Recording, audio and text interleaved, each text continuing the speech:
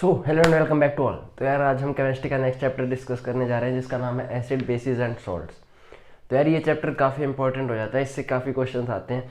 जैसे कि आपसे पूछ लेता है कि एसिड जब इस बेस के साथ रिएक्ट कर रहा है तो क्या फॉर्म कर रहा है, या फिर पूछ सकता है इंडिकेटर्स पे क्वेश्चन आ जाता है, या फिर जैसे कि ये क्वेश्चन आते हैं आपका विनीगर में कौन सा एसिड है, ठीक है।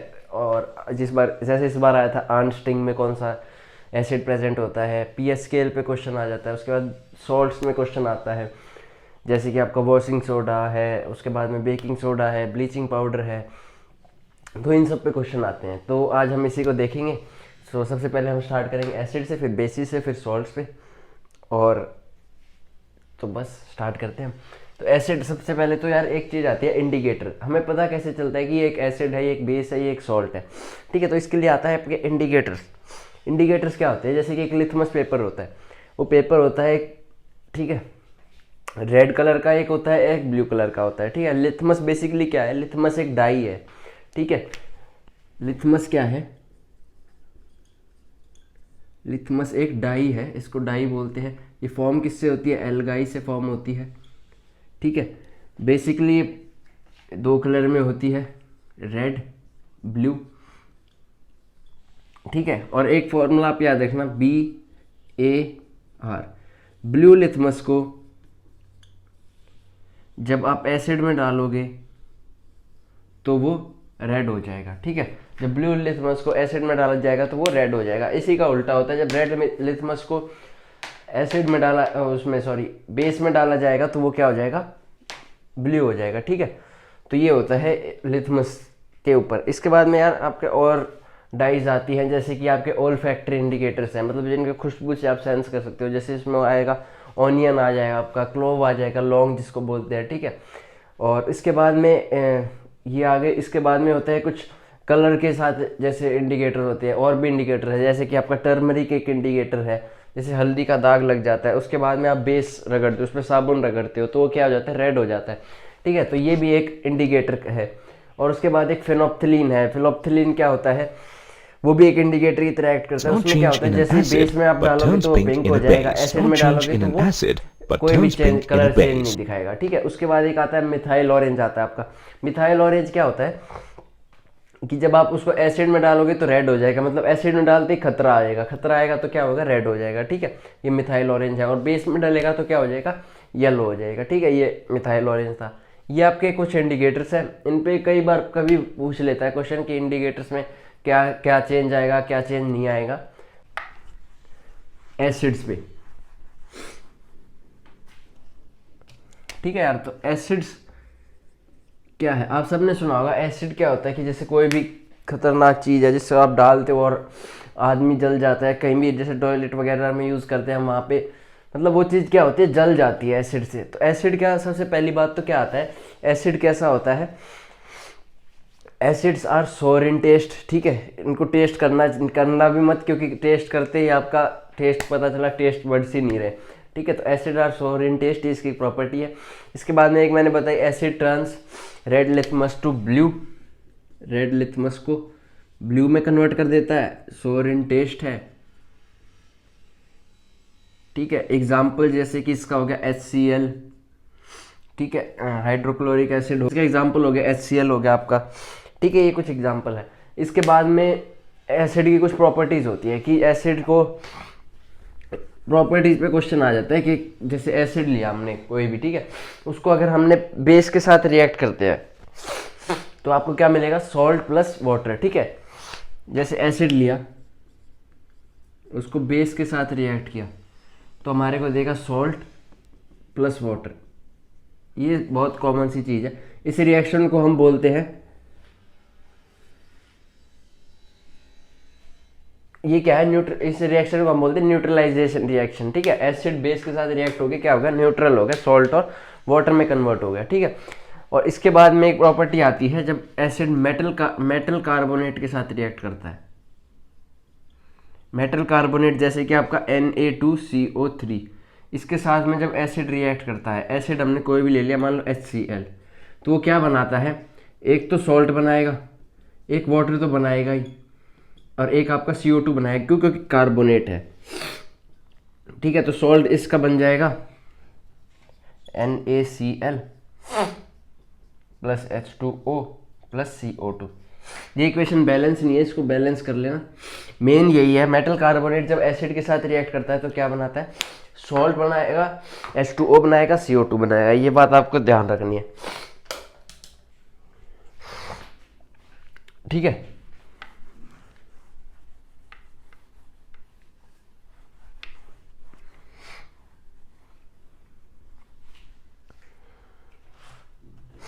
और एक आता है मेटल ऑक्साइड। अब आता है आपका मेटल ऑक्साइड। मेटल ऑक्साइड जब एसिड के साथ रिएक्ट करेगा तो क्या देगा आपको, सॉल्ट प्लस वाटर। ये यार रिएक्शंस आपको ना ऐसे याद करनी पड़ेगी कि मेटल ऑक्साइड है। मेटल ऑक्साइड कुछ भी ले सकते हैं, जैसे कार्बन ऑक्साइड है, ठीक है, और सोडियम ऑक्साइड है। ऐसे ऐसे जो भी मेटल ऑक्साइड जितने भी होंगे वो एसिड के साथ रिएक्ट करेंगे तो सॉल्ट और वाटर बनाएंगे। मेटल ऑक्साइड एसिड के साथ रिएक्ट कर रहा है तो सॉल्ट और वाटर बना रहा है, और जब बेस एसिड के साथ रिएक्ट कर रहा है तब भी सॉल्ट और वाटर बना रहा था, ठीक है। तो इससे क्या पता लगता है हमारे को कि मेटल ऑक्साइड जो है वो भी क्या है, बेसिक नेचर के हैं, ठीक है। मेटल ऑक्साइड क्या है, बेसिक नेचर के हैं, और आपका एसिड के साथ रिएक्ट करके सॉल्ट और वाटर बना रहे हैं, इसीलिए वो बेसिक नेचर के हैं, ठीक है। तो ये हो गया आपका एसिड। इसके बाद में प्रॉपर्टी होती है कि एसिड जो है वो इलेक्ट्रिसिटी कंडक्ट करते हैं। मान लो अगर आपने एक बीकर लिया, उसमें एसिड डाला, ठीक है, 2 कंटेनर निकाले, उसमें से करंट पास करवाया, तो क्या है, करंट पास कर जाता है। करंट पास क्यों करता है, क्योंकि एसिड जो है ना वो H पॉजिटिव आयंस रिलीज करता है। जैसे H पॉजिटिव Cl नेगेटिव, ये एसिड था, क्या था ये, HCl। तो ये क्या था आपका HCl था, इसमें क्या था, H पॉजिटिव Cl नेगेटिव मिलकर क्या बन रहा था, HCl बन रहा था।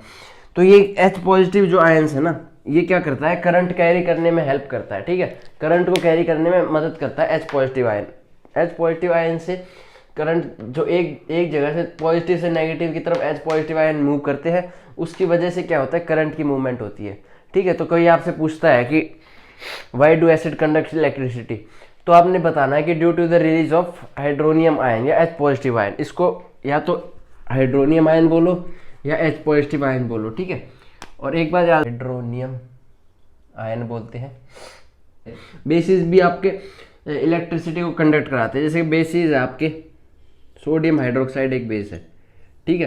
तो बेस भी क्या करते हैं, ऐसे इलेक्ट्रिसिटी को कंडक्ट कराने में मदद करते हैं। क्यों, क्योंकि ये भी क्या है, एक नेगेटिव चार्ज को रिलीज करते हैं। जब भी चार्ज रिलीज होगा ना, आयंस रिलीज होंगे, आयंस फॉर्म होंगे पॉजिटिव नेगेटिव, तो क्या है, इलेक्ट्रिसिटी कंडक्ट होगी, ठीक है। तो इसमें OH नेगेटिव आयंस रिलीज हुए, तो OH नेगेटिव आयंस रिलीज होने की वजह से रिलीज हुए, इनको बोलते हैं हाइड्रोक्साइड आयन,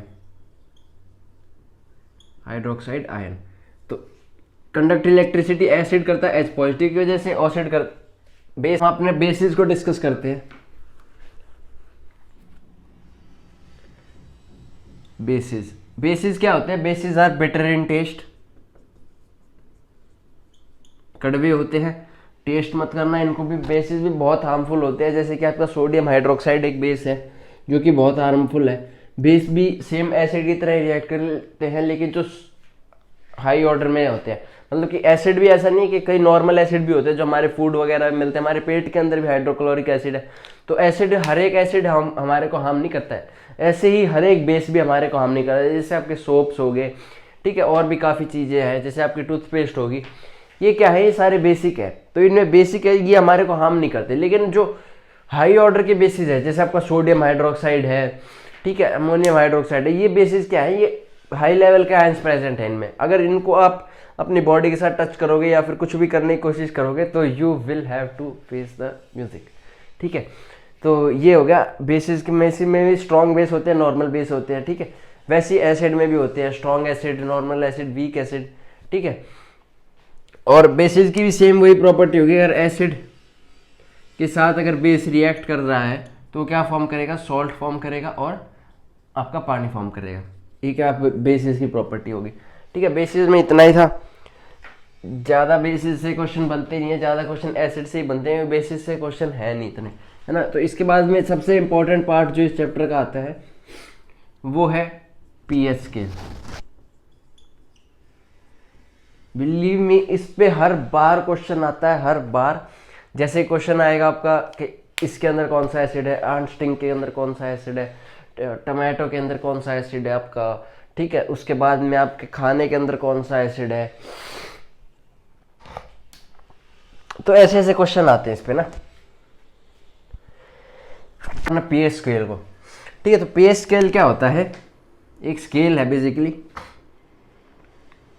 पीएच स्केल की सबसे पहले तो हम फुल फॉर्म देखते हैं। पीएच की फुल फॉर्म ग्रीक लैंग्वेज में इस वर्ड का मतलब है पोटेंस, और ये एच से हो गया हाइड्रोजन, ठीक है। तो पोटेंस का वैसे मतलब क्या होता है, पोटेंशियल ऑफ हाइड्रोजन। हाइड्रोजन का कितना पोटेंशियल है, मतलब कि हाइड्रोजन की वैल्यू कितनी क्या होगी, पोटेंशियल ऑफ हाइड्रोजन। हाइड्रोजन का कितनी पोटेंशियल है उसके अंदर, मतलब कितने हाइड्रोजन आयन मौजूद हैं। क्या आयन ज़्यादा होंगे, बेस में क्या होंगे, एसिड हाइड्रोजन के आयन्स कम प्रेजेंट होंगे, ठीक है। तो पीएच स्केल क्या है, वो 0 से 14 के बीच में लाई करता है। 14 का आधा क्या होगा, 7। तो 7 जो है वो न्यूट्रल है, 0 क्या है, एसिडिक है, 14 क्या है, बेसिक है। तो इस तरफ आप जाते जाओगे तो आपका बेसिक कैरेक्टर बढ़ता जाएगा, इस तरफ जाते जाओगे तो एसिडिक कैरेक्टर बढ़ता जाएगा, ठीक है। अगर एसिडिक कैरेक्टर बढ़ रहा है तो मतलब कि हाइड्रोजन का पोटेंशियल बढ़ रहा है, मतलब कि increase of hydrogen, decrease of hydrogen, ठीक है। ये होगा आपका पीएच स्केल। अब इसमें क्या क्वेश्चन आता है, आपसे ये नहीं पूछेगा कि न्यूट्रल क्या है, ये इस साइड जाओगे बढ़ेगा घटेगा, ये सब चीजें नहीं पूछते। आपसे पूछेंगे ये चीज कि गैस्ट्रिक जूस की पीएच कितनी होती है। गैस्ट्रिक जूस क्या होता है, हमारे पेट के अंदर जो एसिड मौजूद होते हैं जो कि डाइजेशन में हेल्प करते हैं, उनको बोलते हैं गैस्ट्रिक जूस। उनकी पीएच कितनी है, 1.2। एसिडिक है क्योंकि 1.2 है। लेमन जूस जो आप पीते हो उसकी क्या है, 2.2। अब एक चीज आप देखो, मतलब कि जैसे ही हमने 2 को क्रॉस किया उसके बाद में क्या है, सारे नॉर्मल एसिड है। 0 से 1 के बीच में क्या है, बहुत डेंजरस एसिड है जो कि हमारी बॉडी को हार्म करते हैं। जैसे आपने 1 को क्रॉस किया उसके बाद में क्या आते हैं, नॉर्मल एसिड आने शुरू हो जाते हैं। जैसे गैस्ट्रिक जूस 1.2, लेमन जूस उसका आपका 2.2 आ गया। उसके बाद में ब्लड है, जो आपका ब्लड क्या है, बेसिकली न्यूट्रल है, उसकी पीएच 7 से 7.4 के बीच में लाई करती है, ठीक है। मिल्क ऑफ मैग्नीशिया, आपका मिल्क ऑफ मैग्नीशिया क्या होता है कि जैसे कि आपको एसिडिटी वगैरह होगी तो हम लेते हैं मिल्क ऑफ मैग्नीशिया बोलते हैं, ठीक है। मैग्नीशियम हाइड्रोक्साइड इसका फॉर्मूला है। मिल्क ऑफ मैग्नीशिया की पीएच कितनी है, 10 है। 10 है तो मतलब बेसिक है, तभी तो हम उसको एसिडिटी में यूज करते हैं। उसके बाद में सोडियम हाइड्रोक्साइड, सोडियम हाइड्रोक्साइड क्या है, सबसे स्ट्रॉन्ग बेस है, तो इसकी पीएच कितनी है, 14 है। तो आपसे ऐसे ऐसे क्वेश्चन पूछ लेता है कि पीएच किसके बीच में लाई कर रही है, एंड लाइक दैट। इसके बाद में नेक्स्ट क्वेश्चन इससे क्या पूछता है कि आपका डाइजेस्टिव एसिड कौन सा है, तो वो है HCl, हाइड्रोक्लोरिक एसिड, ठीक है। विनीगर में कौन सा एसिड है, तो बाद में ऑरेंज है, आपके ग्रेप्स है, जितने ही खट्टे फ्रूट हैं उनमें कौन सा है, सिट्रिक एसिड, ठीक है। ये हो गया, ये हो गया, ये हो गया। अब आपका आता है जो आंट स्टिंग है उसमें कौन सा है, मिथेनोइक एसिड है। इस पे क्वेश्चन, इस मिल्क में कौन सा एसिड है, लैक्टिक एसिड है। टमाटो में कौन सा एसिड है, ऑक्सैलिक एसिड है, आते हैं, ठीक है। डाइजेस्टिव में HCl है, विनीगर में एसिटिक है, ऑरेंज में सिट्रिक है, आंट में मिथेनोइक है, मिल्क में लैक्टिक है, टमाटो में ऑक्सैलिक है। मिल्क को छोड़ के सारे आपके पास्ट ईयर क्वेश्चन हैं, ठीक है। तो क्या पता इस बार मिल्क ही आ जाए, ठीक है। तो ऐसे इन पे क्वेश्चन तो आता ही है, तो ये आपको याद करने हैं। नेक्स्ट हम मूव करते हैं, आपका एसिड हो गया, बेस हो गया, सॉल्ट हो गया। एसिड बेस सॉल्ट में इससे ज़्यादा कुछ नहीं पूछेगा आपसे। और अब सॉल्ट को देखते हैं। सॉल्ट में भी क्वेश्चन ज़्यादा सॉल्ट में बनते हैं, एसिड में या फिर सॉल्ट में, बेस पे कम ही क्वेश्चन बनता है, ठीक है। तो सॉल्ट में क्या, सबसे पहले तो सॉल्ट बनता कैसे, तो आपको पता होगा, एसिड प्लस बेस मिलके सॉल्ट और वाटर बनता है, ऑलराइट। तो इसके बाद में सॉल्ट, जैसे कि एक बार क्या क्वेश्चन आया था आपका कि जो दांडी मूवमेंट, दांडी मार्च हुई थी, उसके अंदर गांधी जी ने किसकी डिस्कवरी करी थी, तो उसमें फॉर्मूले दिए हुए थे ठीक है, NaCl, NaOH, तो ये सब NaCl सोडियम क्लोराइड, ये क्या है आपका कॉमन सॉल्ट, कॉमन सॉल्ट बोल देते हैं इसको, टेबल सॉल्ट बोल देते हैं, ठीक है। ये क्या है NaCl आपका, ठीक है। इसके बाद में एक प्रॉपर्टी आती है, आपने देखा होगा जब नमक को हम पानी में मिला देते हैं NaCl प्लस H2O, तो क्या बनता है हमारे को, सोडियम हाइड्रोक्साइड बनता है, क्लोरीन बनता है, प्लस H2 बनता है, ठीक है। जो सोडियम हाइड्रोक्साइड बना है इसको बोलते हैं ब्राइन। नमक में जब पानी मिल जाता है तो सोडियम हाइड्रोक्साइड की फॉर्मेशन होती है, सोडियम हाइड्रोक्साइड को बोलते हैं हम ब्राइन फॉर्मेशन, ठीक है। उसके बाद में क्लोरीन है आपका, उसके बाद में H2, इनके अपने अपने यूजेज है, यूजेज पे क्वेश्चन बनते हैं। जैसे कि ब्राइन है, ब्राइन की जैसे कि आपका होता है मेकिंग पेपर, ठीक है, सोप्स में, डिटर्जेंट्स में, ठीक है। सेम क्लोरीन, क्लोरीन किस में यूज होता है, स्विमिंग पूल में, प्योरिफिकेशन ऑफ वाटर में, फ्यूल्स में यूज होता है, हाइड्रोजन फ्यूल्स इनको बोलते हैं, अमोनिया में यूज होता है, अमोनिया की फॉर्मेशन करने में, फर्टिलाइजर्स में यूज होता है। तो ये कुछ यूजेस है ना इनके, इन पे कई बार क्वेश्चन बनता है, जैसे क्लोरीन किस लिए यूज होता है, हाइड्रोजन किस लिए यूज होता है, ब्राइन किस लिए यूज होता है, तो ये सब क्वेश्चन बन जाते हैं। इसके बाद में नेक्स्ट आपके कुछ सॉल्ट्स हैं जो कि बहुत ज़्यादा इंपॉर्टेंट है, क्वेश्चन आता ही आता है, हर बार आता है, ठीक है।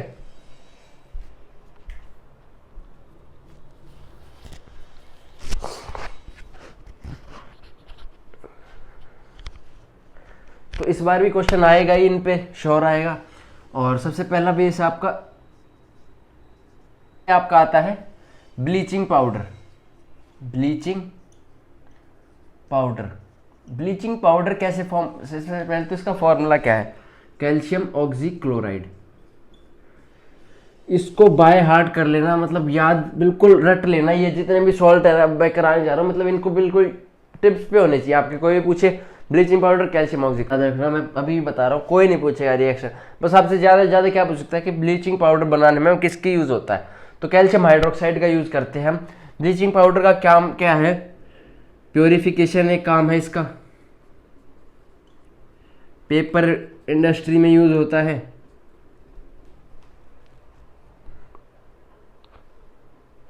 और ब्लीचिंग में काम आता है, ठीक है। तो ब्लीचिंग पाउडर पे क्या क्वेश्चन आएगा, सबसे पहले मैं बता देता हूँ।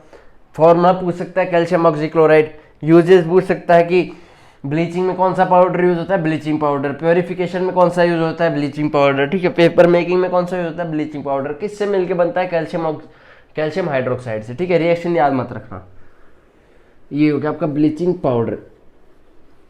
इसके बाद में आता है बेकिंग सोडा। बेकिंग सोडा क्या होता है, बेकिंग सोडा आपने देखा होगा, जैसे कि आप केक वगैरह बनाते हो तो उसमें बेकिंग सोडा डालते हो। बेकिंग सोडा क्या रिलीज करता है, CO2 को रिलीज करता है, ठीक है। CO2 रिलीज होती है तो क्या होता है, केक जो आपका फूल जाता है, तो फूलता किसकी वजह से, कार्बन डाइऑक्साइड की वजह से, ठीक है। तो बेकिंग सोडा का काम क्या है, जैसे वो डलता है तो कार्बन डाइऑक्साइड रिलीज करता है।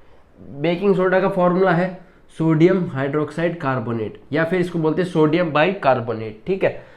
तो ये हो गया आपका बेकिंग सोडा का फॉर्मूला। बेकिंग सोडा जब हम हीट अप करते हैं तो क्या रिलीज करता है, Na2CO3 H2O प्लस CO2, ठीक है। ये जो CO2 है यही आपका जो केक्स वगैरह बनते हैं उनको फुलाने में हेल्प कर देता है, ठीक है। तो बेकिंग सोडा के यूजेस क्या है, केक्स वगैरह में भी यूज होता है ये, मतलब क्या एसिडिटी हो रही है तो बेकिंग सोडा खा लो, ठीक है। तो ये आपका होगा बेकिंग सोडा। बेकिंग सोडा मतलब कि केक्स में, एंटासिड में सोडा एसिड, तभी कभी देखा होगा कि खाना वगैरह बनता है तो उसमें क्या है, बेकिंग सोडा डाल देते हैं, उससे क्या होता है कि आपकी डाइजेशन सही रह जाती है, इसलिए उसको एंटासिड की तरह भी यूज करते हैं बेकिंग सोडा को। इसके बाद में आता है आपका वॉशिंग सोडा।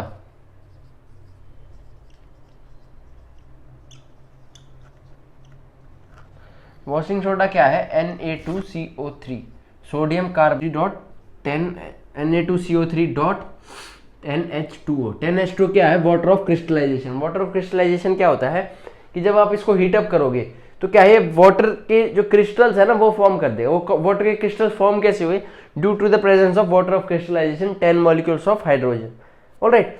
तो ये 10 है, ये कोई फिक्स नंबर नहीं कि 10 नहीं मिलेंगे, मतलब कि ये एक एस्टिमेशन लिया गया कि 10 होंगे, किसी में 7 भी होते हैं, किसी में 6 है, ठीक है। तो ये होता है आपका वाटर ऑफ क्रिस्टलाइजेशन।